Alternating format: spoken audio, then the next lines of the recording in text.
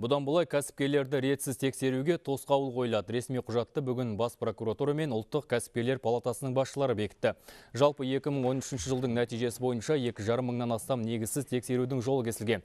Ал бұл сан былтыр 26 мыңнан асқан болатын. Яғни кәсіпкерлікпен шұғылданатындарды ретсіз бақылайтындар саны 10 есеге азайды. Бұл ел үкіметінің бизнесті заңсыз қол сұғудан қорғауға арналған шараларының арқасында жүзеге асты дейді мамандар. Ал бүгінгі бекіген жаңа құжат ретсіз тексерісті түбегейлі жоймақ. Қазақстан Республикасының ол мәселені реттейтін арнайы заңы бар. Қазақстан Республикасында бақылау мен қадағалау туралы Қазақстан Республикасының заңы. Сонда бүкіл мемлекеттік органдарының тексеретін органдарының тізімі бар, және қандай мәселе бойынша қандай госорган мемлекеттік органы тексеру керек екені сол анық жазылған. Яғни сол заңнан аласа болса, ол заңсыз тексеру болып табылады. Заңсыз тексерудің қатарына бүгінгі күні біз тиісті актісіз тексеру, кәсіпкерді негізсіз тексеру фактілерін жатқызып отырмыз.